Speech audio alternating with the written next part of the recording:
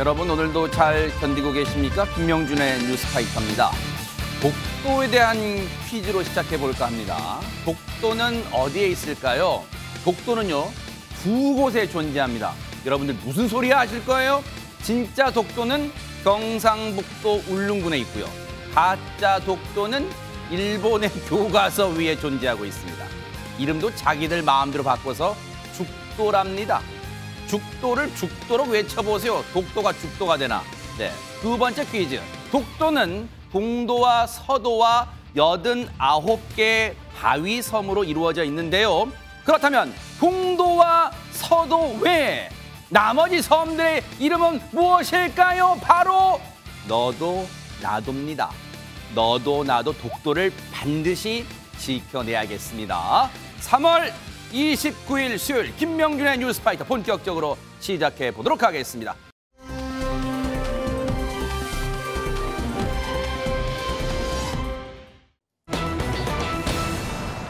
이 사람들 때문에 솔직히 사람이라고 표현하고 싶지도 않아요. 그런데 우리 서해 바다가 무법천지가 되고 있어요. 손정혜 변호사님. 네, 그렇습니다. 해경이 지난 28일이었습니다. 서해 북단 소청도 해상에서 불법 조업을 하다가 달아난 중국 어선 2척을 발견했는데요. 네. 정선 명령을 내렸지만 계속 도주를 했습니다. 이 중국 어선 그물도 절단하고요. 지그재그 상태로 회피하면서 무려 40분가량 도주를 했는데요. 결국 11km 추적 끝에 체류탄까지 투척한 끝에 이 어선들을 납포하기 했는데요. 네. 이 해경이 불법 조업 어선을 납포한 것은 올해 들어 처음이었습니다. 네. 인근에 있던 다른 중국 어선 5척도 있었는데요. 모두 퇴거 조치됐습니다. 아니, 당신네 나라는 땅덩어리도 넓어서 연안 바다도 많은데 왜 굳이 우리나라까지 오냐고 진짜. 근데 이 중국 불법 조업을 단속하는 현장은요, 그야말로 전쟁터를 방불케 했답니다. 그 영상, 단속 현장 영상 보시고 이어가 보도록 하겠습니다. 현재 사이렌, 경광등, 비마기 이용하여 지속 정선 명령 실시 중에 있어. 특단정 증상 신호 중. 우선 두선 완료. 조타실 제압 중에 있음. 조타실 선언. 눈을 잠그고. 팔을 들고 저항 중에 있음. 손을 붙이고 시합봉으로 제압 중에 있음. 현재 위험한 흉기를 들고 지속 저항 중에 있음. 지속 저항 중으로 체류탄 사용 지시 중에 있음. 현재 발병을 던지며 지속 저항 중에 있음. 체류탄 도착하겠음. 체류탄 도착하겠음. 체류탄 도착했어.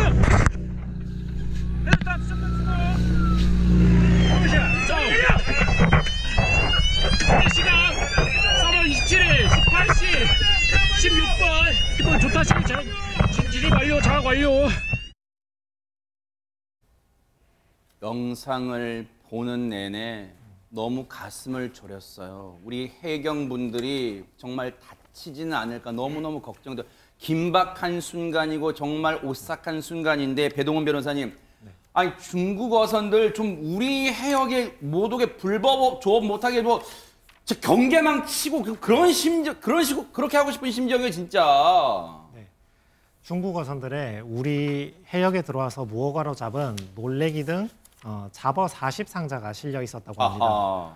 해경은 중국 국적 40대 선장을 비롯해서 선원 8명을 체포해서 인천 해경 전용 부두로 압송해서 조사를 벌일 방침이라고 합니다. 네. 특히 저 영상에서 보시듯이 흉기를 휘두른 저 부분은 일반 공무집행 방해보다 더 가중처벌될 수 있는 특수 공무집행 방해 이 혐의로 조사를 하게 될 예정입니다. 아하. 그런데요, 이종근 평론가님 지금 네. 앞서 지금 이 영상도 나옵니다만은 네. 앞서 저 중국의 이 선원들, 특히 뭐 선장이라는 사람이라고 좀 알려지고 있어요. 저 조타실에서 정말 입에 담기도 정말 송구함 나면 여러분 흉기를 정말 우리 해경 앞에 휘둘러요. 정말 자칫 잘못하면 우리 해경 목숨이 위태로울 뻔했어요. 네, 그렇습니다. 지금 2008년과 2012년도에 그렇지 않아도 지금 불법 조업하는 그런 중국 선원이 내치는 그 흉기에 의해서 해양 경찰이 2명이나 숨진 사건이 있었어요. 기억나요, 진짜. 네네. 그렇게 지금 조직화, 흉포화, 집단화하는 그런 양태를 보이고 있습니다. 예전에 뭐 죽창 끝에 낫 같은 거 막 연결하잖아요. 네, 막 이렇게. 그렇습니다. 네. 지금 어민 피해가 너무나 심각한데요. 어민 피해만 한번 따져보면 뭐 한 웅진군에서만 뭐 꽃게 성어철에서 지금 사실 불법 조업을 많이 하니까요. 네. 웅진군에서만 약 한 3억 원가량의 4년 동안 37억 원이나 어머. 그 불법 그 조업 때문에 피해를 입고 있다고 하고요. 연평균 1조 원이 넘는 피해를 입고 있다고 합니다. 하하. 어떻게 해서 1조 원인지 아세요? 저 납포 한번 하려면은 우리 해군 함정이 또 해경 함정이 다 들어가서 약 한 90명 정도에서 100명 정도의 우리 경찰관이나 해군이 다 동원돼야 돼요. 어머 세상에. 그러면 육해공에서 전부 다 이렇게 동원되는 비용까지 다 합치면 연간 1조 원의 지금 피해를 보고 있다는 겁니다. 세상에. 불법 조업은요 반드시 근절되는데 그 근절 현장 최전선에 우리 해경이 있습니다. 우리 또 해군도 있고요. 정말 이분들 다치지 않기를 정말 간절히 바라봅니다. 불법 조업을 근절시켜 주세요. 그래도 우리 어민들의 피해가 막심하니까요. 응원하겠습니다.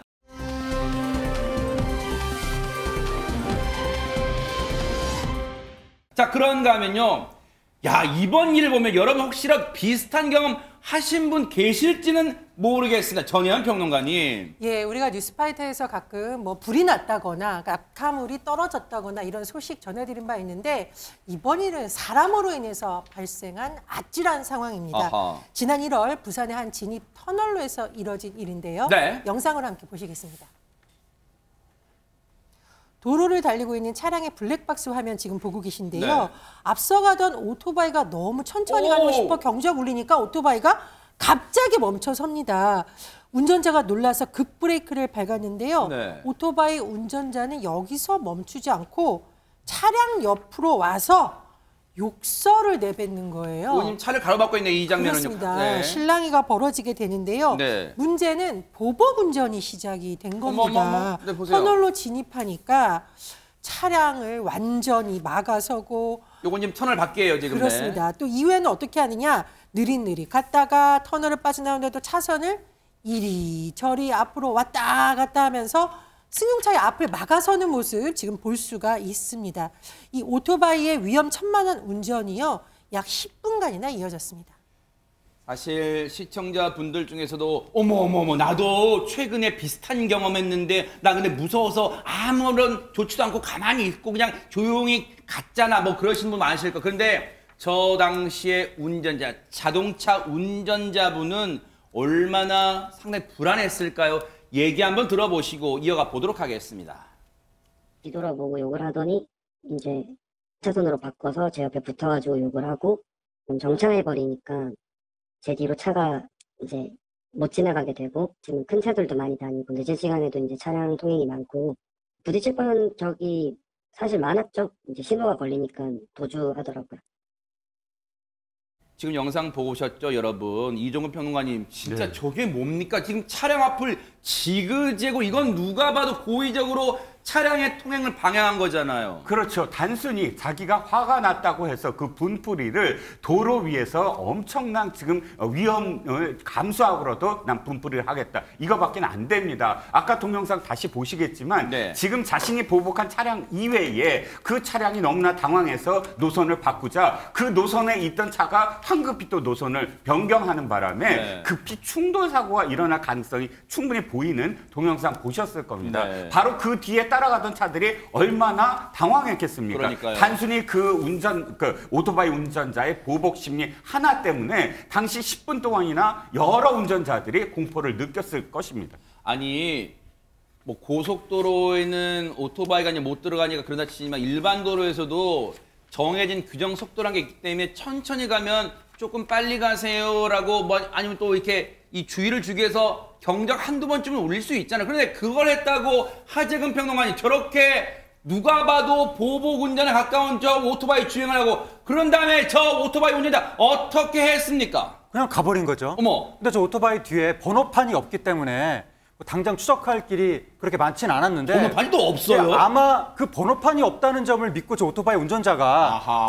자신감 있게 저렇게 보복 운전을 하고 그냥 휙 하고 가버린 것이 아닌가. 네. 난 안 잡힐 것이다. 아하. 그렇게 생각했던 것이 아닌가. 네. 그런데 한국 경찰이 그렇게 호락호락하지가 않거든요. 왜요? 저 도로 주변에 네. 70여 곳의 CCTV를 다 분석한 거예요. 어머 세상에. 그래서 추적을 했고 네. 추적을 했는데 저 오토바이 운전자가 거주지가 일정하지 않았다고 합니다. 어머. 그래서 잡는데 어려움이 있었지만 아하. 2달 동안 추적해서 어머. 마침내 2달 만에 검거를 했습니다. 대박 사건입니다. 검거하고 나서 보니까 네. 20대 오토바이 운전자였는데 네. 경적 소리를 듣고 화가 나서 그랬다. 이렇게 진술했다고 합니다. 화가 난다고 그렇게 사람 운전자를 위험에 빠뜨립니까? 그것도 한두 명의 운전자가 아니었어요. 그런데 경찰, 대한민국 경찰분 집념이 정말 대단합니다. 경찰 얘기 들어보시고 이어가 보도록 하겠습니다. 번호판이 없다 보니까 사건 이전 피의자의 동선을 따라갔고 사건 이후 피의자의 동선을 추적하는데 1개월 정도 걸려서 특정을 했고 그 배지를 이제 저희 실시간 위치를 통해서 추적하다 보니까 한 달의 시간이 걸려서 총 2달에 걸려서 검거하게 되었습니다. 그 피의자를 이제 저희가 특정해서 확인해 보니까 다른 범죄로 집행유예 기간 중에 있었고 수석에도 불응했고 도주 우려가 있다 보니까 구속할 수 있게 되었습니다.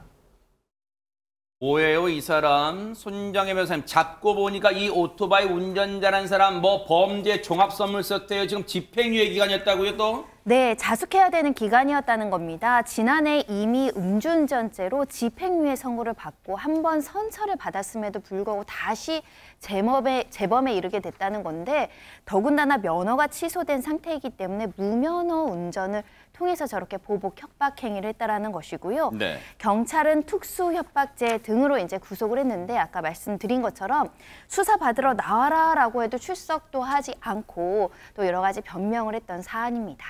저 오토바이 운전자는 참 나빠요. 왜냐하면 저 영상 때문에, 저 행동 때문에 대한민국 대다수의 오토바이 운전자분들 정말 규정속도 지키고 신호도 다 지켜가며 운전하는 분들 다 지금 이상한 눈초리 받게 만들었어요. 정말 이번에는 자숙하기를 기대를 해보도록 하겠습니다.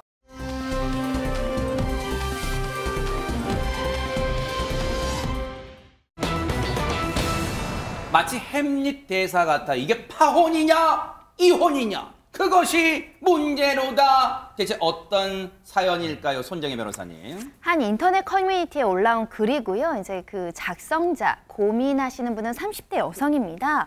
한 남자를 소개받았다고 하는데요. 이 여성은 그 남성을 소개받고 직업도 외모도 학력도 모두 다 마음에 들어서 어허. 처음 만남부터 뭐 집안 얘기 등 진지한 이야기를 했다고 합니다. 그러던 중 남성이 사실 할 이야기가 있는데 저 사실 파혼한 이력이 있어요 라고 이야기를 했던 겁니다.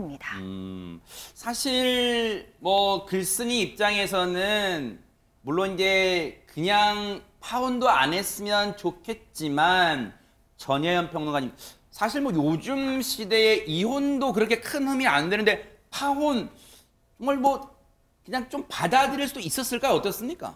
일단 이 여성분이 남성이 마음에 들었어요. 아하. 그리고 본인도 예전에 애인하고 뭐 결혼 얘기도 하고 상견례까지 했다가 헤어진 적이 있으니까 그래요? 아니 뭐 나도 뭐 이런 일이 있는데 파혼이야 그럴 수 있지라고 처음에 생각을 했습니다. 네. 그런데 대화를 하다 보니 아 뭔가 이상하다. 이 단어 잘 들으셔야 됩니다. 어머? 남성이 식 올린 다음 날, 이 식이라는 것은 결혼식이겠죠. 어허. 결혼식을 올린 다음 날 신혼여행 가기 직전에 신부가 그동안 속였던 금전 문제가 있었다는 것을 알게 됐어. 그래서 우리가 싸우다가 헤어졌다. 이렇게 얘기 되니까 여성분은 아니 결혼식까지 올렸으면 그게 왜 파혼이야.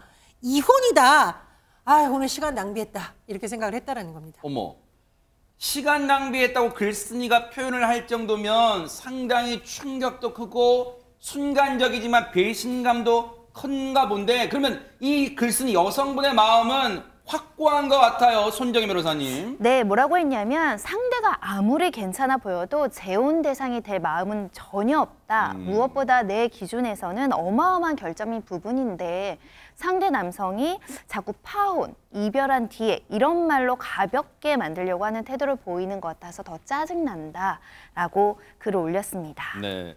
아니 근데 지금 식을 올린다. 이게 조금 이해가 안 되긴 해요. 보세요. 남성이 그렇게 얘기했다는 거예요. 결혼식을 올린 다음 날 결혼식을 올리고 바로 신혼여행 보통 출발하는데 그런 게 아닌가 봐요. 그런 분도 가끔 있습니다만 신혼여행을 가기 직전에 어떤 금전 문제를 얘기할 기가 있었나 봐요. 근데 금전 문제를 속인 걸 알게 되고 그걸로 싸우다가 헤어졌다. 그 남성의 어떤 과거 남성의 주장대로는 파혼의 배경이에요. 그런데 이후에도 남성이 뭔가 자꾸 해명을 했나 본데 여성분 이 글쓴이 입장은 짜증이 났다는 거예요. 도대체 어떤 식으로 말했길래 짜증 난 거예요, 하정은 평론가님? 그 결혼식을 올렸었다는 이 사실은 남녀가 만나는 데 있어서 매우 중요한 정보거든요. 그렇죠. 그러니까 이거는 소개받아서 만나기 전에 사전에 고지를 받았어야 되는 건데 그걸 모르는 상태에서 막상 만났을 때 상대방이 갑자기 그 얘기를 하니까 네. 이미 여성이 이제 마음이 떠났던 것 같고 그런데 그 상황에서 남성이 계속 관련된 얘기를 했다는 겁니다. 네. 뭐라고 그랬냐면 남성이 울먹거리면서 제가 잘 알아보고 결혼했었어야 했는데 스스로가 너무 한심하고 후회스러워요. 이런 식의 얘기를 하고 근데 또 여성은 아무 말도 안 하고 가만히 있었다고 합니다. 네. 그러니까 남성이 혹시 이런 제 경험이 마음에 걸리실까요? 이렇게 물어보기도 했다고 합니다. 아니 근데 일단 배동원 변호사님께 하나 여쭤볼게요. 당시에 소개팅했던 남성은 식을 올린 다음 날 신혼여행 가기 직전에 싸웠다. 금전으로 싸웠고 헤어졌다. 근데 그걸 파혼이라고 규정을 하고 있어요. 근데 남성분의 인식이 맞아요? 어떤 사회 통념상 맞습니까? 파혼입니까? 이게 이혼입니까? 네, 우리나라 법제에 따르면 혼인이라는 것은 신고혼주의를 선택하고 있기 때문에 혼인 신고를 해야 혼인이 성립하는 것이고 이혼이 성립할 수 있기 때문에 지금 저 남자분의 말을 들어보았을 때는 아직 혼인 신고까지는 안 하신 것 같아요. 그렇다고 사실혼이 성립했다고 보기에는 부부 공동의 생활 관계가 아직 형성된 게 없기 때문에 사실혼도 성립이 안 됐거든요. 그래서 그냥 볼 때는 이혼 같아 보인다는 저 여성분의 마음도 이해는 하지만 법률적으로 봤을 때는 이혼이 아니고 그냥 파혼이나 이별로 보는 것이 조금 더 적합할 가능성도 있습니다. 그래요? 그러니까 일단 배동원 변호사님이 일단 이혼 전문 소송의 좀 변호사라고 알려져 계신데 지금 배동원 변호사님의 소견으로는 이 상황은 남성의 주장에 약간 일리가 있다는 거예요. 파혼 쪽에 가깝다는 거예요. 근데 어쨌든 당시에 이 여성은 이게 어떻게 파혼이야? 이혼이지? 나는 지금 식 한 번 올리지 않고 난 상견례 자리 직전에 어떻게 보면 헤어진 거고 이렇게 나를 감쪽까지 속일 수 있어? 지금 굉장히 분기탱천에 있는 상황이에요. 그런데 이 여성분은 지금 굉장히 억울한 것 같아요. 전현 평론가님. 네, 저는 이제 금방 하재근 평론가님 말씀해 주신 게 참 정확하다고 봐요. 소개해준 사람이 처음부터 사실 결혼식 했다가 헤어졌대라고 얘기를 하고 알고 왔으면 이렇게까지 화가 나지 않았을 텐데 처음부터 얘기를 안 하고 있다가 좋은 마음이 들었는데 이런 얘기 들으니까 더 화가 났을 것 같고요. 나 그냥 집에 빨리 가고 싶은 마음이다라고 이제 남성에게 솔직하게 말한 거예요. 저는 뭐 앞에 계신 분 상처 주기는 싫어요. 그렇지만 재혼 상대는 되고 싶지 않아요. 그리고 죄송한데 이제 가겠다라고 하니까 이 남자가 혼인 신고 안 했는데 어떻게 재혼이냐. 그거 그냥 헤어진 거다라고 했는데 제가 보기에 이 남성분 눈치가 너무 없습니다. 여기서 법률적인 걸로 여성분하고 다툴 게 아니라 이 여성분이 왜 이런 말을 했는지 마음을 좀 헤아렸으면 어떨까 이런 생각이 들어서 여자분이 이제 얘기를 했다는 거예요. 나한텐 이혼이랑 잘 들어보십시오. 법적으로 이혼이냐 아니냐 이게 아니라 나한테는 이혼이랑 다를 게 없어요 라고 말했다는 겁니다. 그러니까요. 당시 남성이 손정희 변호사님 직전에 배동원 변호사님과 통화했나 봐요. 아니 혼인신고를 안 했는데 어떻게 재혼입니까? 난 그냥 헤어진 거예요 라고 당당하게 당시 이 글쓴이 여성 앞에서 외쳤다는 거예요. 손정희 변호사님. 근데 이 글쓴이 여성분이 이런 생각을 갖고 있어요. 만약 우리가 잘 돼서 어떻게 결혼까지 잘 한다고 하더라도 그 결혼식에 똑같은 하객들이 또 와서 이번 여자가 더 낫네. 이번에는 파혼하지 말고 또 헤어지지 말고 잘 살아야 돼. 이런 얘기를 안 하겠느냐. 수근수근 되겠죠. 네, 나는 그런 말 들을 이유가 없다. 이런 입장이고요. 그래서 남성이 그럼 식을 간소하게 하면 된다라고 한 겁니다. 남성분, 이 글쓴이 여성분이 마음에 들었나 봐요. 정말 계속 얘기하네요. 네, 설득하려고 하는데 마치 설득이 더 화를 돋구는 느낌은 있는데요. 그래서 여성분 내가 왜 간소한 식을 해야 되냐. 나는 모든 이에게 축복받는 결혼을 하고 싶다. 맞아요. 굳이 그런 위험 안고 결혼하고 싶지 않으니 우린 정리하자. 그만 일어나겠다라고 그 자리에서 벌떡 일어나서 나왔습니다. 아이고 마치 영화나 드라마 장면 같잖아요. 여성분 벌떡 일어났어요. 결국 그러면 남성분이 그러면 하재근 평론가님, 어쩔 수 없구나 하고 깨끗이 포기한 거예요. 그러면 어떻습니까? 이 남성분이 여성분한테 상당히 뭐 마음이 있었는지 네. 얼마 후에 문자를 보내왔다고 합니다. 어머. 근데 문자 내용이 뭐냐면 혼인신고 정말로 안 해서 서류상으로 깨끗합니다. 서류 떼어와서 보여줄 수도 있습니다. 아이고. 이렇게 얘기했다고 하는데 네. 지금 이 여성은 자신이 상대방의 결혼식 경력을 사전에 몰랐던 곳에서 오는 배신감, 네. 그 마음의 문제인데 남성은 자꾸 논리적으로 내가 올렸던 결혼식의 법적인 의미는 이런 것입니다. 이걸 자꾸 논리적으로 설득하려고 하는 것 같아서 네. 뭔가 상호간의 핀트가 조금 안 맞는 것 같습니다. 남성분 입장에서 보면 오해는 마세요. 남성분의 입장에서만 보면 조금 안쓰러운 면도 있어요. 왜냐면 진짜 저 혼인신고 정말로 안 했어요. 진짜 서류 진짜 너무 깨끗해요. 진짜 호적 깨끗합니다. 이거 보여드릴 수도 없고 막 진짜 이런 상황이에요. 근데 전현 평론가님 앞서도 얘기 나왔지만 지금 고지고들이 지금 그게 문제가 아닌데 남성분이 한 가지 부족한 게 눈치가 좀 없는 것 같긴 해요. 드라마 이런 장면 나온 적이 있어요. 그 여성분이 친구랑 막 싸우는데 남편이 와서 당신이 잘못됐고 이러이러해서 잘못됐고 이 친구가 맞아라고 하니까 이 부인이 명대사를 날리죠. 당신이 내 남편이지 판사야 검사야. 아하. 내 마음을 먼저 헤아려 줬어야지 맞아요. 라는 말을 하는데 네. 이 말 딱 맞습니다. 이 여성분에게 이 남성분의 이런 태도가 지금 더 화를 돋구고 있는 거라고 네. 볼 수 있는데 이 남성분에게 문자로 답장했어요. 그쪽이 이혼한 것보다 더 큰 문제가 뭔지 아세요? 별거 아니려는 듯 축소하려는 그 태도입니다. 태도. 그리고 내가 뭐라고 할까봐 울먹울먹하면서 말문 막으려고 시도하는 거 그리고 서류상 이혼 여부가 중요한 게 아니라고 내가 그렇게 말했는데 그걸 알면서도 모른 척하는 중요한 단어 나옵니다. 태도 때문이에요. 그리고 이분이 이제 남자한테 문자 보내고 나서 남성의 전화번호를 차단해 버렸습니다. 근데 이분이 굉장히 속상하셨는지 누리꾼들한테 물어봤어요. 뭐라고요? 여러분이 보기에도 이거 이혼 아닌가요? 야, 이 사연을 접하고 이정근 평론가 누리꾼들의 반응이 궁금해집니다. 네, 일단 변호사님들은 지금 법률적 개념을 많이 설명해 주셨지만 네. 일부 누리꾼들은 아니 법률적 개념이 뭐가 중요해? 사회적 통념이 중요하지. 사회적으로 지금 결혼식을 했잖아. 결혼식이란 건 사람들을 불러다 놓고 우리 결혼했습니다라고 선포하는 거 아니겠습니까? 그러니까 결혼식에 하객으로 온 분들은 이미 이 사람들은 결혼한 사람이라고 판단할 거 아닙니까? 그런데 어떻게 또다시 결혼을 하는데 그것이 이혼이 아니고 파혼입니까? 라고 지금 이야기들을 하고요. 네. 특히 이렇게 얘기해요. 뭐라고요? 축의금 냈던 사람들한테 청첩장 보내면 얘는 또 결혼하네 이렇게 맞아. 생각하지 어머. 무슨 이혼이 아니냐라고 지금 이 여성분의 마음을 지금 헤아린 그런 누리꾼들 표현이 이어지고 있습니다. 아니 그러면 반면에요. 하재근 평론가님 파혼은 파혼일 뿐이다라고 이 의견을 내신 분들은 없을까요? 예, 파혼이 맞다라고 주장하는 네티즌들도 많습니다. 의견들을 보면 저 정도면 파혼 아닌가? 신혼여행도 가기 전에 헤어진 건데 그리고 사기 결혼 당할 뻔했는데 그래도 이런 의견도 있습니다. 법적으로는 파혼입니다. 변호사신지 이혼이다라면 혼인신고를 해야 합니다. 배동원 변호사님 댓글 남기신 거 아니죠? 이런 얘기도 있고 네. 그리고 또 대학교 합격 통보받고 입학금 안 냈다고 자퇴는 아니잖아요. 아예 안 들어간 거지. 결혼도 똑같습니다. 혼인신고도 안 했고 결혼 생활도 없는데 이혼은 아니죠. 이런 의견도 있습니다. 아니 근데 진짜 제가 팔랑귀 그 고질병 나오는데 이쪽 얘기 들으면 이쪽 얘기 맞는 것 같고 또 저쪽 얘기 들으면 저쪽 얘기 맞는 것 같은데 배동원 변호사님이 혹시 이런 비슷한 사연 같은 거 상담해 보신 경험 있으세요? 어떻습니까? 네, 요 유사한 사례가 우리 법원 판례에 확립되어 있는 부분이 어머. 있는데요. 네.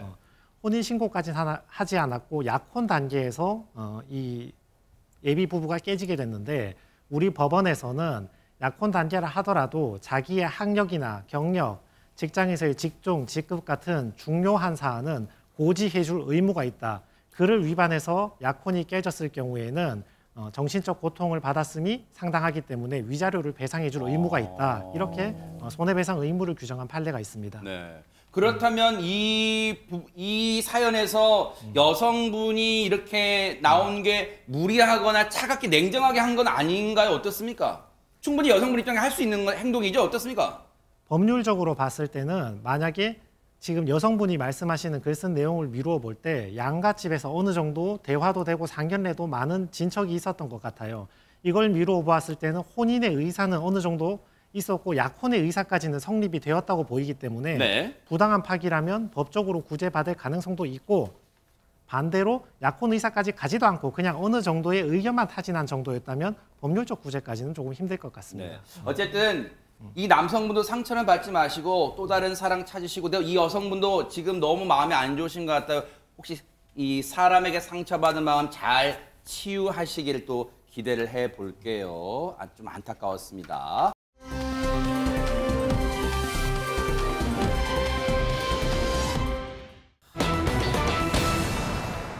자, 이거는요 정말로 아파트에서도 1층이 문제지만 일반 주택 1층에 사시는 분들은 진짜 조심하셔야 될 것 같습니다. 손정희 변호사님. 네, 늦은 시각입니다. 건물 사이에 비좁은 틈이 있었는데요. 같이 보시면 한 남성이 들어가는 걸 보실 수 있습니다. 굉장히 비좁은 틈인데요. 네. 저기를 어렵게 한 남성이 들어가죠. 그리고 창문 앞에 똥 멈춰 서고요. 그리고는 방범창 안으로 손을 집어 넣습니다. 어머. 그리고 창문을 열고요. 그대로 서서 집안을 뚫어져라 쳐다보는 모습인데요. 어허. 이렇게 안을 쳐다보다가 또 잠시 뒤 자리를 저렇게 떠납니다. 어허. 아니 근데 일단 지금 상황 저게 뭐 지금 소리가 들리지 않기 때문에 이종근 평론가님 혹시 네. 집이 잠겨서 뭐 비상 열쇠를 뭐 이렇게 꺼내려고 창문을 열고 막 그랬을까요? 지금 어떤 상황일까요? 만약 그렇게 했다면 이렇게 안 했을 겁니다. 자기 집에서 만약에 열쇠를 잃어버렸거나 혹은 들어가지 못해서 가족들에게 무엇인가 도움을 요청하려고 한 사람이라면 세 가지를 안 했을 거예요. 첫 번째는 뭐냐 하면 구경을 안 했을 겁니다. 이 사람은 그 창문을 탐탁고 뭔가 열쇠를 찾거나 혹은 가족들한테 무언가를 이야기하는 것이 아니라 한동안 서서 들여다보고 있어요. 자기 집을 들여다보는 사람이 있습니까? 그러네요. 그렇죠. 두 번째, 만약에 자기 집이라면 이렇게 조심 들어가지 않았을 겁니다. 아하. 내 집을 내가 왜 조심스럽게 들어가요? 그러네요. 당당하게 들어가서 쾅쾅쾅 소리를 내겠죠. 마지막으로 세 번째, 이 사람이 부자가 아니라면 이 사람 집이 여러 개 있나 봐요. 이 집, 저 집 다니면서 네. 벌써 원룸 밀집가를 돌아다니면서 수차례 같은 행동을 반복했다는 겁니다. 어머. 집이 여러 채가 아니라면 이 사람은 분명 자기 집이 아니었다는 겁니다. 지금 이종근 평론 설명을 듣고 저 영상 보니까 정말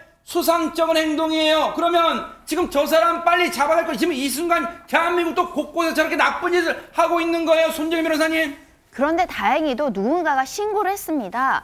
남의 집에서 걸어 나오는 수상한 남자가 있어요라고 이제 신고가 경찰에 들어간 거고요. 네. 경찰에 출동을 했고 출동하던 중에 피의자랑 인상착의가 비슷한 사람을 길거리에서 보게 된 겁니다. 어허. 일단 추궁해 봤습니다. 그런데 남자는 저는 잘 모릅니다라고 발뺌을 했고요. 어허. 그런데 그때 경찰관이 이 사람의 어깨에 묻은 먼지를 발견하게 된 겁니다. 대박. 이 먼지 거기서 묻은 것과 유사할 것 같은데 라고 재차 묻게 됐고요. 네. 그제서야 남성이 범행을 인정했습니다.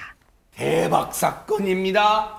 역시 경찰의 촉이라는 게 그리고 눈썰미라는 게 대단합니다. 발뺌하는 저 용의자의 어깨에 묻은 먼지를 본 거예요. 관련 얘기 들어보시고 이어가 보도록 하겠습니다.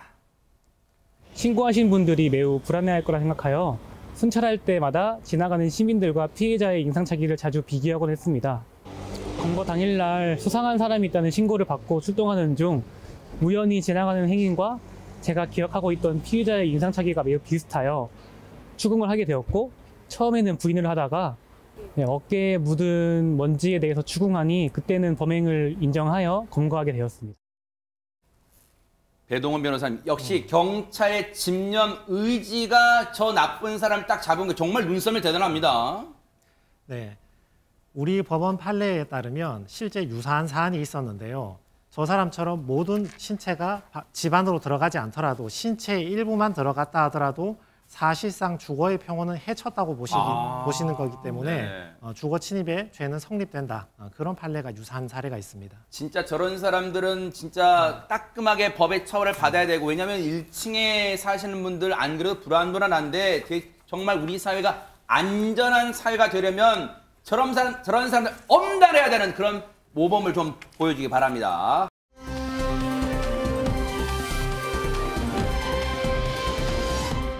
자, 그런가 하면 조금 전에는 경찰의 눈썰미, 경찰 집념 의지를 칭찬했는데 이번엔 경찰은 이제 진짜 쓴소리 정도가 아니라 자 맹매를 좀 해야 될 것 같아요. 하재근 평론가님. 예, 흔히들 경찰을 민중의 지팡이라고 하는데 네. 정작 지팡이가 절실하게 필요한 사람을 경찰이 그냥 지나쳤다고 해서 그래서 지금 논란이 되고 있는데 관련 영상이 있습니다. 영상을 보시면 대체 어떤 일일까요? 이게 네네. 전주 도심의 한 왕복 7차로 도로에서 벌어진 사건인데 횡단보도 한 중간에 어떤 노인이 위태롭게 서 있습니다. 이분이에요? 네, 초록불에 이 횡단보도를 건너다가 신호가 바뀌면서 중간에 갇히게 된 거예요. 네. 상당히 위태로운 광경인데 네. 마침 다행히 그때 사이카를 탄 경찰들이 현장에 왔군요. 저렇게 지나친 거예요. 현장에 신고받고 온 거 아니에요? 그런데 저 노인을 도와주지 않고 그냥 지나쳤습니다. 그리고 나서 저 노인은 중심을 잃고 저렇게 나동그라지고 말았어요. 어머머머머머머머. 아이고 세상에.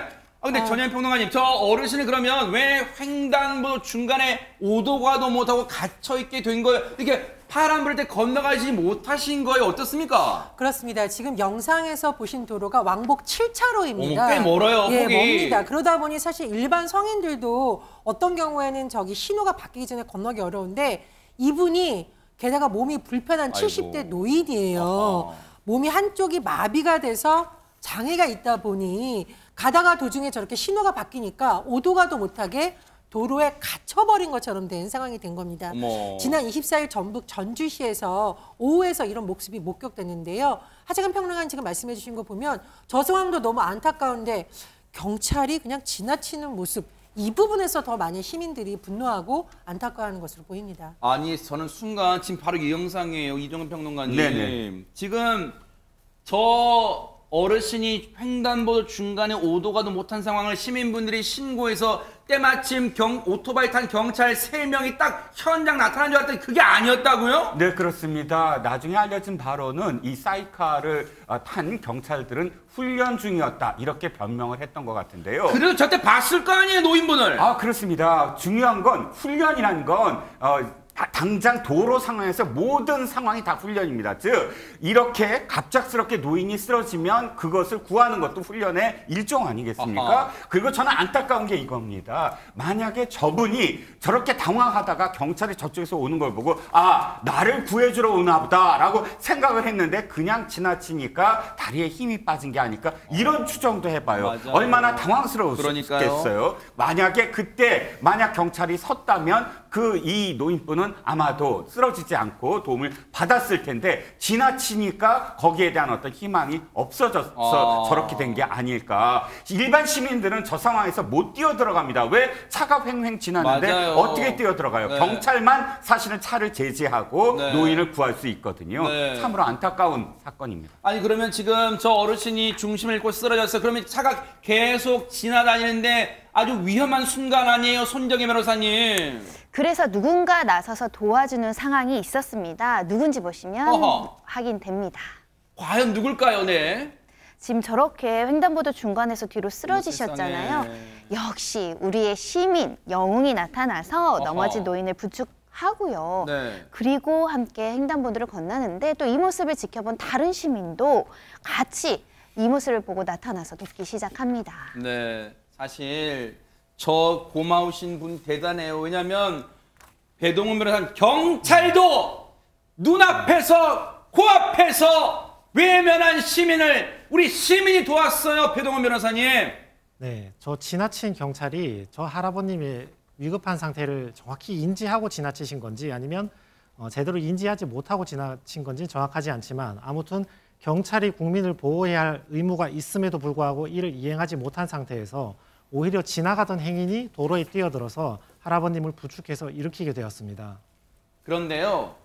배동훈 변호사님은 1%의 가능성을 본 거예요. 왜냐하면 경찰이 정말 만에는 못 봤을 수 있다는 건데 여러분 근데 상상해 보세요. 여러분도 운전해 보신 분들 아시겠지만 전방주시 의무를 소홀히 하지 않으면요. 다 보여요. 오토바이 운전자 다 안 보이겠어요? 그런데 지금 저렇게 지나쳤어요. 관련해서 당시에 저 어르신 구조해 주신 시민분 얘기 들어보시고 이어가 보도록 하겠습니다. 한눈에 보더라도 상당히 불편해 보였어요. 불편해 보였고 신호등 안에 시간 안에 제대로 건너지 못하시고 중간에서 이제 고립이 되셨던 거죠. 그러니까 차들은 많이 왔다 갔다 하고 많이 위험하고 그런 상황이었어요. 경찰이 처음에 저쪽에서 오고 있을 적에는 해결될 줄 알았죠. 요 상황이 그냥 지나가시더라고요, 경찰분들이. 그 후에 바로 이분이 할아버지가 중심 못 잡고서 이제 넘어지신 거죠. 다른 분이 와서 이미 부축을 하고 계셨고, 그래서 저도 가서 부축해갖고 좀 안전한 데로 유도를 했죠. 저 사이카라고 하는 그 오토바이 탄 경찰들 지나다니는 거 여러분 도로에서 몇 번 보셨을 거예요. 한두 번. 그런데 저 경찰들이요, 자기들 지나갈 때 가끔 휘휘 울려요. 뭐 자랑이에요? 지나간다고? 그러면 저때 울렸는지 안 울렸는지 모르겠지만 어쨌든 지금 시민분도 얘기하잖아요. 하정은 평론가님. 경찰이 오길래 이제 해결되겠구나 생각했다는 거 아니에요, 지금? 예, 그렇게 지금 시민분이 이야기하고 있는데 저 시민분이 이야기한 것 중에서 이 대목 때문에 지금 많은 분들이 조금 공분하고 있는 것 같습니다. 이 대목이 뭐냐면 한눈에 보더라도 몸이 상당히 불편해 보였다. 이렇게 얘기했거든요. 그러니까 경찰이 지나가면서 길에 어떤 그냥 사람이 서 있구나. 그렇게만 인지했을 수도 있잖아요. 그러니까 이분이 불편한 분인지 좀 이따 넘어질 분인지 몰랐을 수도 있잖아요. 근데 시민분의 이야기에 따르면 한눈에 보더라도 불편해 보였다라고 하니까 그 정도로 불편해 보였으면 도와드렸어야 되는 것이 아니냐. 이런 얘기가 나오는 거고 그러면서 지금 누리꾼 의견이 나오는 것이 시민이 경찰 역할 했네. 한 명도 아니고 3명이나 그냥 지나가네. 경찰들이 급한 일 있었나? 오토바이로 드라이브 중이었나? 이런 반응도 나왔습니다. 지금 논란 커지다 보니까요. 여기가 전주였잖아요. 전라북도 경찰청이 이런 해명을 했답니다. 뉴스파이터 제작진이 어떤 제작진입니까? 안 물어볼 수가 없죠. 얘기 들어보시고 이어가 보도록 하겠습니다. 상반기에 그 새로 전입 온 직원이 그 직원이 이제 사이카 적응을 하는 시기고 그 데리고 훈련을 하는 앞에 있는 오토바이가 뒤에 있는 오토바이를 이 신호가 잘 빠져나가는지를 이제 체크를 하면서 가야 되는 그런 상황이었거든요. 만약에 이제 뭐 몸이 불편하신 분이라는 게 이제 보였다면은 저희가 조치를 했겠죠. 그분은 이제 서 있었기 때문에 뭐 이제 뭐 몸이 불편하다거나 뭐 그런 건 전혀 알 수 없었던 상황이었던 거고요. 그 좀 세심하게 더 챙기지 못한 부분은 저희가 잘못을 한 부분이죠. 그래서 좀 이런 사례가 다시 발생하지 않도록 좀 주의하고 특히 좀 세심하게 순찰이나 뭐 이런 활동할 수 있도록 지금 이미 좀 지시는 내렸습니다. 해명도 명쾌하진 않아요, 솔직히. 그런데 해명을 또 이렇게 목소리 들으면 아시겠지만 진땀 빼면서 지금 뉴스파이터 제작진의 지금 이 물음에 답을 해주셨어요. 그러면 한눈에 봐도 불편하게 보이지 않더라도 도로 중간에 오도가도 못하고 있으면 경찰이 그래도 할 수 있는 거 경찰이 신호를 하면 차들 다 멈추잖아요. 당연히 그럼 조치를 했어야 되는 거 아니에요? 그게 만약에 젊은 사람이 놔두고 또 아이면 놔두고 청소년 놔두는 거예요? 어르신이면 구하고? 그게 아니잖아요. 국민의 생명은 소중하기 때문에 누구와 있든 도로 중간에 끼어 있으면 구했어야 되는 거 아닌가? 구호 조치를 했어야 되는 거 아닌가? 그런 생각 있기에 조금 너무너무 아쉬운 조치였다. 그런 생각 해보고요. 앞으로 더 발전하는 그런 더 환골탈태하는 전북 경찰이 되기를 기대를 해보도록 하겠습니다.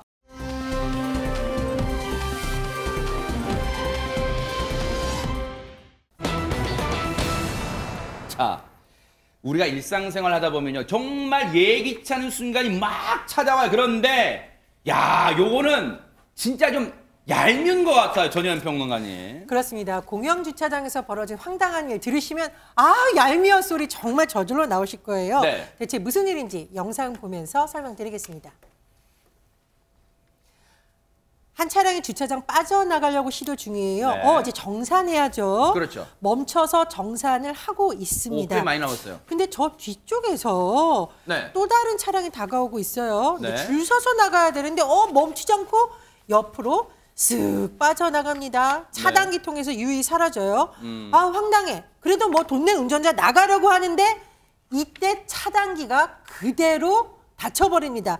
한마디로 정산을 한 이 운전자는 결국은 못 나가게 된 것입니다. 어머머? 아니 지금 저는 순간 착각한 게 이종근 평론가님. 저 정산 이 출입 차단기가 두 군데가 있는 줄 알았는데 지금 돈 내는 사람 따로 있고 나간 사람 따로 있는 거예요 지금? 네, 그렇습니다. 아마 공간이 좀 더 있었던 것 같아요. 그러니까 보통 이 비좁은 한 원웨이로만 있는 그런 이 주차장을 생각하시면 불가능할 텐데 저 공간은 어느 정도 차가 옆에서 빠져나갈 수 있는 공간이 그러네요. 지금 여기 넓어요. 그렇죠. 보시면 알겠지만 차 한 대가 빠져나갈 수 있는 정도의 공간이 있는 그런 출입문이 있는 주차장이었던 것 같습니다. 그래서 원래 저도 좀 당황을 할 때는 이거 주차를 아까 나중에 이제 결산을 할 때 결제를 할 때 뭐 카드를 넣거나 할 때 뒷차가 있으면 어떻게 할까 그러고 당황해서 좀 늦게 할 수도 있어요. 뒤에서 먼저 가고 싶은 생각도 당연히 들겠죠. 하지만 저 차는 아예 자기가 계산하지도 않고 옆으로 이 사람이 계산한 그 상황에서 주차비도 내지 않고 그냥 빠져나갔다는 겁니다. 그래서 도리어 자기가 주차비를 낸 그 운전자는 나가지도 못하는 그런 상황이 돼버린 거예요. 아니 100번 양보해서 아무리 바쁜 상황이 있더라도 그러나 순서는 지켜야 되는 게 아닌가 하는 거죠. 아니 그러면 이 블랙박스 차량 차주분께서는 10,000원이 넘는 아까 딱 찍힌 거 요금 보셨죠? 10,000원이 넘는 것 같은데 그 10,000원 내고 결제했는데 결국은 차단기가 내려서 5도가 넘어서 혹시 지금까지도 못 나가고 있는 거 아니에요 지금? 그러니까 저 때 엄청나게 순간적으로 황당했을 텐데 내가 돈 내자마자 옆에서 누가 쓱 하고 나가고 내 옆에서 차단기가 쓱 하고 내려오면 얼마나 황당합니까? 근데 옆에 호출 버튼 있잖아요. 그걸 누르니까 바로 누가 응대를 했다고 합니다. 그래서 상황 설명을 했더니 차단기를 열어줬다고 합니다. 그래서 뒤에 운전자가 무슨 큰 피해를 받은 건 아닌데 뒤에 운전자분이 하는 얘기가 뭐냐면 다행히 내 차량이나 인적 피해 같은 건 없지만 얌체 같은 뒷차주가 원망스러워서 그래서 제보한다. 그렇게 입장을 밝혔습니다. 그런데 이런 상황을 겪은 지금 해당 차주분, 이 차량 운전자분도 황당하겠지만 이거의 상황 설명을 들은 저 공영주차장 관리인분도 이런 황당 시츄에이션 그럴 거예요. 얘기 한번 들어보시고 이어가 보도록 하겠습니다.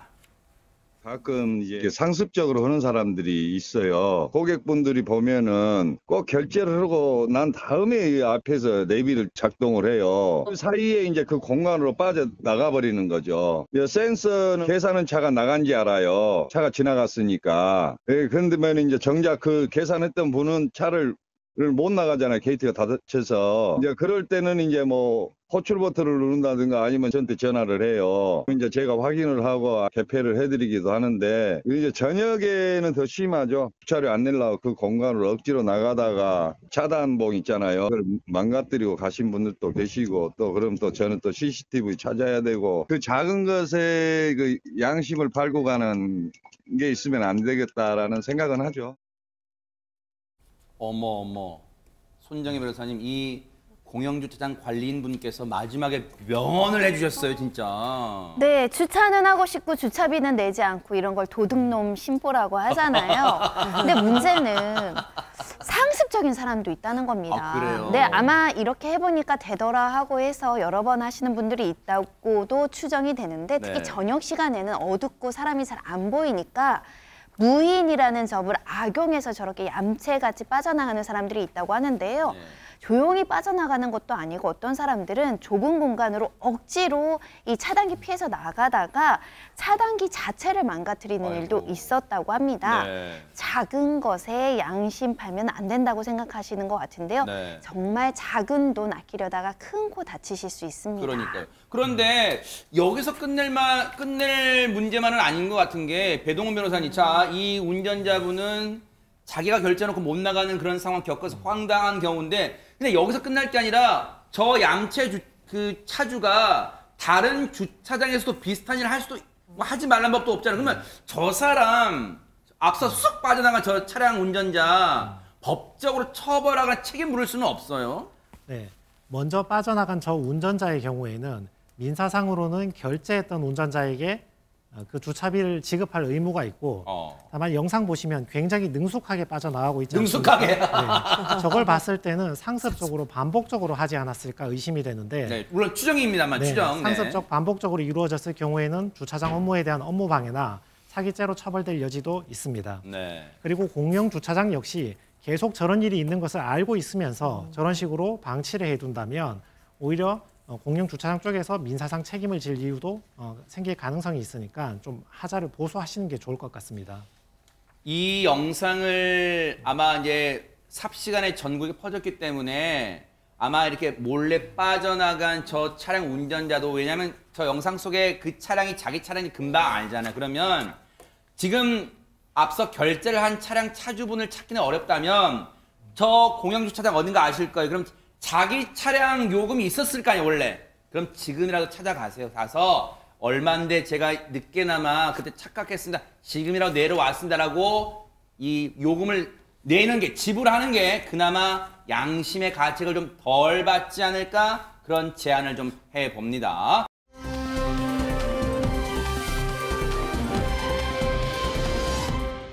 자, 그런가 하면 이번에는 일상생활 속에서 이것도 황당한 일인 것 같아요. 전혜연 평론가님. 정말 황당 시츄에이션인데요. 네. 시청자 여러분, 저와 함께 소비자 입장에 한번 되어보겠습니다. 네. 자, 화면을 잘 봐주세요. 네. 지금 화면이 하나 나올 텐데 네. 컵라면 사려고 네. 소셜 커머 사이트에 지금 들어간 모습입니다. 이 화면이에요, 네. 자, 컵라면 모습 보이고 있고, 큰 사발 컵라면 잘 보세요. 25,500원이라고 적혀 있습니다. 그래서 결제하고 샀습니다. 네. 아, 컵라면 언제 오나. 드디어 택배 상자가 와서 박스를 딱 뜯었는데 컵라면이 딱 한 개 들어 있었습니다. 편의점에 내가 직접 가서 이거 사도 1,000원이면 사는데, 그러면 1,000원짜리를 나는 25,500원에 산 게 되는 거죠. 이게 만화 속 일이냐? 아닙니다. 실제로 한 소비자가 최근에 겪었던 일입니다. 아니, 25,500원의 컵라면이면, 물론 컵라면 여러 종류가 있지만, 하재근 평론가님, 그냥 일반적인 크기의 컵라면에도 한 25,500원 정도면 한 12개 뭐 정도는 들어있을 거라고 생각하는데, 열어봤더니 웬걸 이게 한 개 왔다니, 이게 진짜 말이 되는 거예요? 그러니까 이게 너무 황당한 건데, 우리가 사회적 상식이라는 게 있는데 네. 컵라면 한 개에 2만 원이 넘을 거라고는 일반적으로 생각을 안 하잖아요. 그러니까요. 그러니까 25,500원이라는 이 가격만 보고 당연히 웬만한 사람은 박스로 오나 보다 이렇게 생각할 수도 있는데, 물론 자세히 확인하지 않은 구매자의 잘못도 있지만 그래도 가격 자체가 너무 황당하니까 네. 이 구매자는 놀랐죠. 아하. 어떻게 한 개만 오느냐. 아하. 놀라가지고 이제 그 사이트에 가서 문의를 했습니다. 네. 판매자한테. 이게 한 박스가 아니라 낱개 한 개 가격이 맞나요? 이렇게 문의를 하니까 그 한 개라는 것에 대해서 여차저차 이렇게 설명을 하는 것이 아니라 딱 이렇게 한마디로 네, 맞습니다. 어머? 상세 페이지 확인 부탁드립니다. 이렇게 한마디가 딱 답변이 나온 거예요. 네. 그래서 구매한 사람이 정말 비싼 라면이네요. 모르고 샀는데 후회하고 있어요. 심지어 택배비도 왕복 10,000원이고 이런 데는 처음입니다. 저 같은 사람이 안 생기길 바라며, 이러니까 판매자가 또 한마디를 딱 했습니다. 뭐라고요? 담당 부서로 전달해 드리겠습니다. 이렇게 얘기를 한 거예요. 컵라면 한 개가 2만 원이 넘는다는 이 엄청난 사실에 대해서는 네. 이런 방구 설명이 없는 거예요. 이 판매자의 태도도 정말 황당합니다. 지금 화가 나려는데 지금 일단 자초지종 알아보고 싶은 게, 네. 그러면 이종근 평론가님, 네. 저렇게 온라인으로 보통 구매하러 들어가면 예를 들어 12개 묶음 한 박스 뭐 이렇게 네. 표시가 돼 있잖아요. 그러면 실제로 그럼 보세요. 이 소비자분이 정말 착각을 한 거예요. 거기에 상세 표시에 이건 낱개 한 개 가격을 25,500원에 판다고 돼 있었어요, 진짜로? 아니, 그러니까 이게 낱개다, 번들이다, 묶음이다, 이 표시가 없었던 거예요. 사실 그런데 아무리 그렇다고 하더라도 컵라면 한 개 놓고 2만 원이다 그러면 누구나 상식적으로 이게 몇 개다라고 상상할 수 있지 않겠습니까? 네. 당연히 한 개 가격으로는 진짜 이게 단일 상품이라고 써있긴 하네요. 단일 상품. 네. 예. 그렇게 생각을 할 수가 없겠죠. 그런데 판매자에게 전화를 걸었더니 판매자가 하는 말이 또 걸작입니다. 박스라고 써져 있지 않잖아요. 박스라고 안 써져 있었기 때문에 당연한 겁니다 라는 투로 대답을 했다는 거예요. 진짜 기가 막힌 건, 그래서 다시 환불을 하려고 했는데 네. 문제는 10,000원을 더 지불해야 된다. 배송비를 자기가 부담해야 된다라는 겁니다. 그런데 이거 하나 여쭤볼게요. 하재근 평론가님. 저 소비자분이 계속해서 이제 판매했던 사람하고 뭐 주고받았잖아요, 대화를. 그런데 보세요. 마지막에 이런 곳은 처음입니다. 저 같은 사람이 안 생기길 바라며 했더니 그 판매자라는 사람이 했던 말이 담당 부서로 전달드리겠습니다. 이거 혹시 우롱하는 글이에요? 뭐, 왜냐하면 담당 부서라면 이 판매하는 사람이 버젓한 업체라거나 그런 거잖아요. 아니면 무슨 정부 부처를 얘기하는 거 아닐까? 담당 부서로 전달드린다? 이거 뭐 우롱하는 거예요? 뭐예요, 이거? 담당 부서라는 표현이 보통 부서가 칸막이가 있고 뭐 각자 담당하는 부서가 여기저기 나눠져 있다라고 하면 말씀하신 것처럼 대기업을 보통 상상하는데 이 판매자가 진짜 그런 대기업으로서 이런 영업을 하는지는 모르겠지만 네. 제가 사실관계를 모르니까 뭐 우롱하는지 아는지 그 내용을 완전히 뭐 단언할 수는 없지만 어쨌든 답변이 이상합니다. 왜냐하면 사회적인 상식에 비추어 봤을 때 라면 한 개에 2만 원이 넘는 가격이라는 건 굉장히 놀라운 사건이거든요. 그럼 거기에 대해서 여차저차 설명을 해야 되는 게 당연한 건데 지금 판매자 답변을 보면 너무 그 사무적으로 네 맞습니다. 상세 페이지 확인 부탁드립니다. 담당 부서로 전달드리겠습니다. 이러한 답변 태도 자체가 매우 무성의하게 느껴진다. 이거는 지금 확실하게 얘기할 수 있을 것 같습니다. 그런데 이렇게 착각할 뿐이요. 착각하는 소비자가 비단 이번에 이런 황당한 일을 겪으신 이분만 있을 것 같진 않다는 생각이 들어요. 손정혜 변호사님. 어느 정도 의도성이 보인다고 할 수 있을 것 같습니다. 왜냐하면 우리가 보통 한 단일 상품에 더군다나 시장에 유통되는 시장가라는 게 있잖아요. 어째서 10배 넘는 폭리의 금액을 책정했는지에 대한 합리적인 설명이 필요할 것 같고요. 우리가 이런 합리적인 설명이 없이 중대한 오인 착각에 이를 때는 언제든지 그 계약을 취소할 수 있습니다. 근데 취소라는데 또 반품비 10,000원을 받는 것은 소비자에게 부당하게 불리한 특약으로 해석될 여지가 있어서 지금 여러 가지 문제가 있는 판매 정책으로 보이고 이분 반드시 시정돼야 될 것 같습니다. 이거 보니까요. 지금 이 사이트에요. 비구매, 이 사연을 봤나 봐요. 이 사연 읽었나 봐요. 이 컵라면을 구매하시려는 분은 아니지만 이 글을 사연을 접하셨나 봐요. 그랬더니 이 상황이 그러면 이른바 한 놈만 걸려라인가? 에라이 하고 이제 뭔가 불편한 내색을 한 거예요. 그랬더니 보세요. 그 판매자라는 사람이 앞서 했던 얘기 있죠? 담당 부서로 전달드리겠습니다. 또 다른 구매자, 비구매자인지 모르겠어요. 같은 비구매자인지 모르겠지만 어쨌든 가격이 왜 이렇죠? 낱개가 한 개인데 어떻게 2만 원인가 했더니 담당 부서로 전달드리겠습니다. 이건 뭐냐면 합리적 추측인데 이건 우롱하는 거예요. 왜? 담당 부서라면 이건 번듯한 업체가 되잖아요.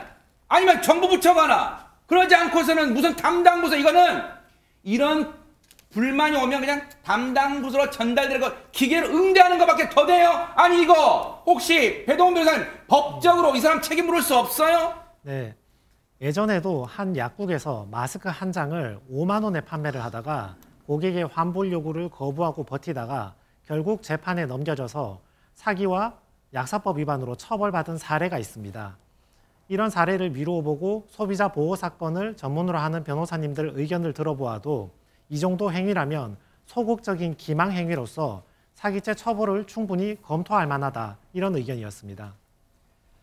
이 컵라면 팔았던 사람 있잖아요.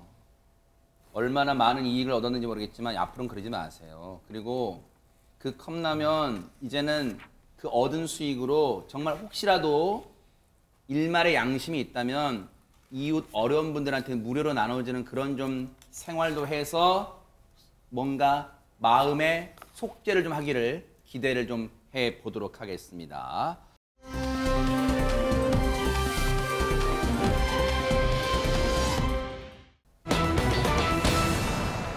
제목만 봐도 무시무시합니다. 한 상점에 날벼락이 불어닥쳤다고 합니다. 전혜연 평론가님. 예, 편도 3차선 도로에서 순식간에 아찔한 사고가 발생했습니다. 그 순간을 담은 영상 함께 보시겠습니다. 광주 시내 한 교차로에서 신호를 받은 승용차가 정차합니다. 네. 그런데 이때 시내버스가 뒤에서 따라오다가 강하게 부딪혀서 이 차가 대각선 방향으로 튕겨 나가는데요. 인도를 넘어서 축산물 상점을 그대로 들이받습니다. 세상에. 갑자기 상점을 덮친 차량에 시민들 지금 너무 놀라서 간발의 차이로 몸을 피해 보이고요. 상점 안에 있던 점원, 손님 재빨리 물러서서 정말 아슬아슬하게 화를 면했습니다. 정말 간발의 차라는데 이럴 때 쓰는 거 봐. 정말 차가 코앞에서 멈췄어. 저 시민분들은 얼마나 심장이 멎을 뻔했을까요? 관련 얘기 들어보시고 이어가 보도록 하겠습니다. 이게 밀리고 여기까지 다 밀렸습니다. 이게 냉장고를 부딪히고 차가 섰어요. 그래서 좀 안 다친 것 같아요. 여기 장인들 중에서는 나 혼자 있었지. 아무도 없었어요. 얼마나 겁이 났겠어요, 저는. 겁이 엄청 났죠. 차가 날아오는데.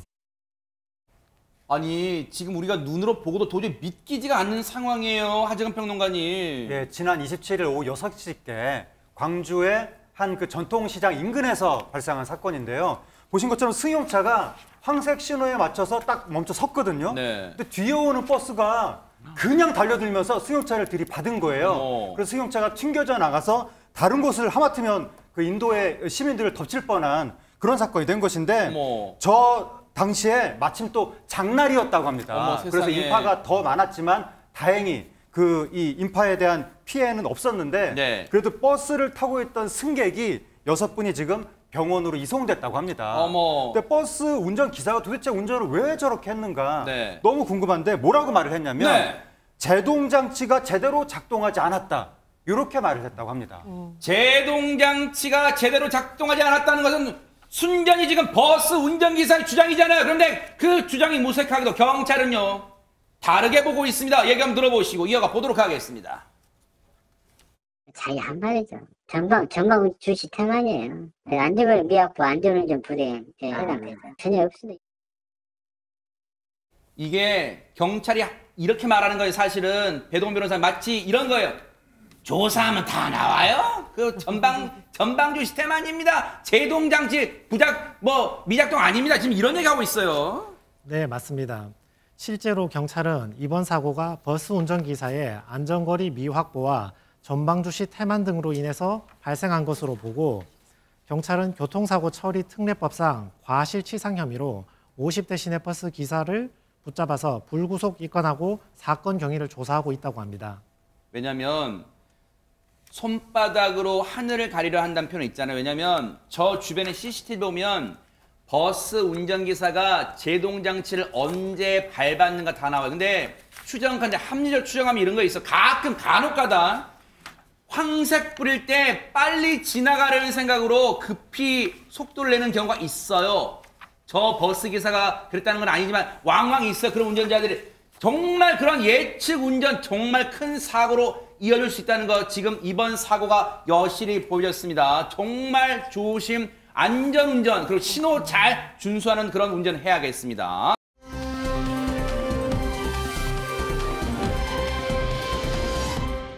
자, 전설 속, 다른 얘기 해볼게요. 전설 속의 동물이, 이 동물 아마 여러분 깜짝 놀라실 거예요. 강원도에 나타났다는데요. 손정혜 변호사님. 네, 그렇습니다. 전설 속의 영물 같은 동물인데요. 그것도 도심 속 야산에 나타났다는 소식입니다. 네. 어떤 동물일지 영상 보시겠습니다. 전설 속 동물래? 딱 봐도 지금 온몸이 새하얀 동물이 지금 풀을 뜯고 있는데 언뜻 보면 고라니 같지만 고라니보다 목은 길고요. 머리에 또 작은 뿔도 있습니다. 얘가 뭐지? 고개를 갸우뚱하게 만든 이 동물의 정체는 바로 야생 노루입니다. 노루예요? 어머 세상에. 아니 근데 진짜 진귀한 장면이에요. 마치 소복이 눈에 덮인 듯한 그런 모습이잖아요. 근데 저 모습에 오다 가다 보시는 시민분들로 놀라셨을 것 같은데 얘기 한번 들어보시고 이어가 보도록 하겠습니다. 놀랬죠. 희귀종이잖아요. 하얀 거는 본 적이 없으니까. 그래서 얼른 이게 또 보호해야 되나 싶어서.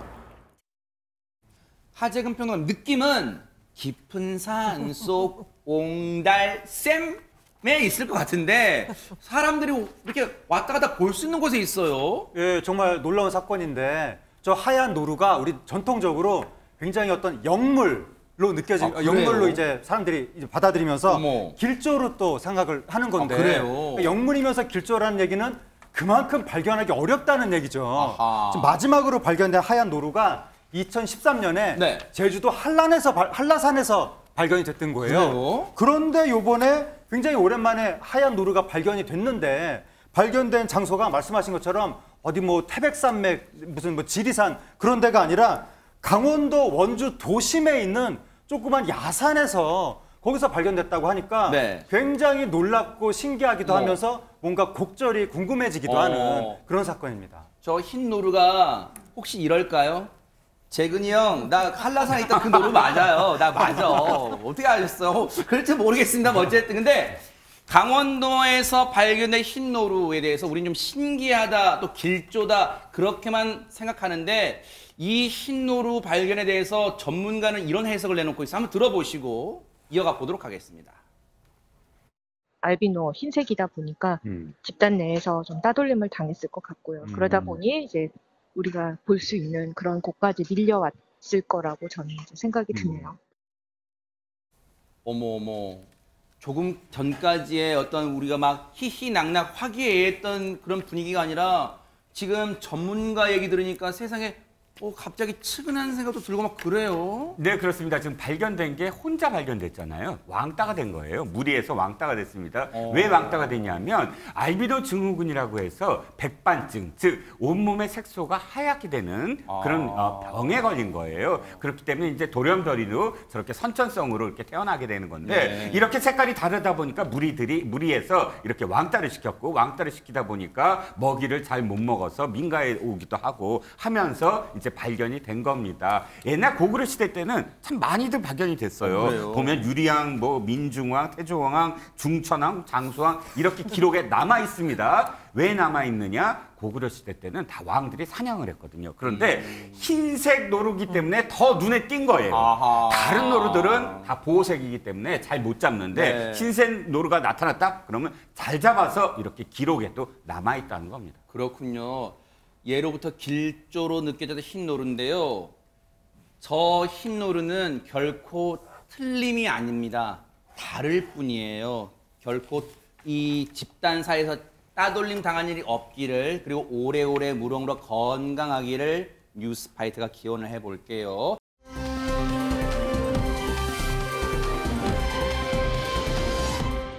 자, 그런가 하면 전혜연 평론가님 더도 말고 덜도 말고 이 송아지처럼 행복했으면 좋겠다, 그런 얘기가 있어요. 네, 정말 귀엽고 웃음이 나게 만들어주는 동물 스타, 우리 호주로 한번 가서 만나보겠습니다.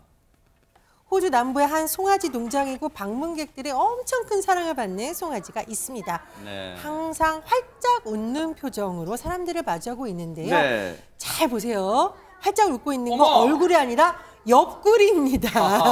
자, 이 웃는 옆구리가 큰 입소문을 타면서 삽시간에 호주의 인기 동물 스타로 떠오르고 있다고 합니다. 와, 근데 솔직히 진짜 저는 진짜 마음이 나쁜 사람인가 봐요. 하재근 평론가님, 저는 저 무늬를 보고 활짝 웃고 있다는 생각이 안 들고 예전에 그 영화 있죠? Hello, Sydney. 그 스크린, 그 영화, 그 막 마스크가 막 떠올라요. 무서운, 막 어때요? 어떡해요, 저. 상상도 못했던 감정인데요.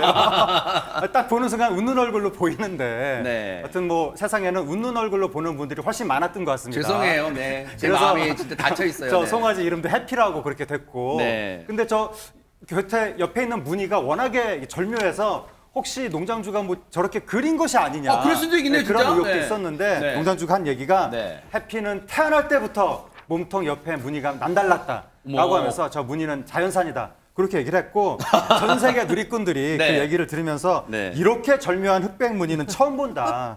보기만 해도 덩달아 행복해진다. 근데 진짜 어떻게 진짜 눈, 코, 입을 어떻게 저렇게 와, 대박 사건이네, 그렇습니다. 진짜. 그렇게 또 이런 반응들로 나오면서 또 한편으로는 행복해서 웃는 게 아니라 웃어서 행복해지는 것이다. 진짜. 이런 반응도 나왔습니다. 그래, 해피야 미안해, 스크림 얘기해서 미안하다, 헬로우 시드니 얘기해서 미안하고, 어쨌든 해피 덕분에 또 많은 분들이 해피해지는 순간이었습니다.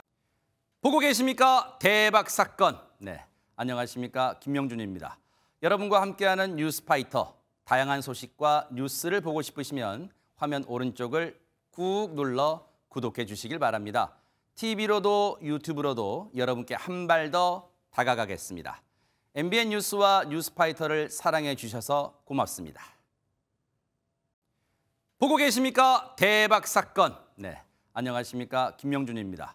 여러분과 함께하는 뉴스파이터. 다양한 소식과 뉴스를 보고 싶으시면 화면 오른쪽을 꾹 눌러 구독해 주시길 바랍니다.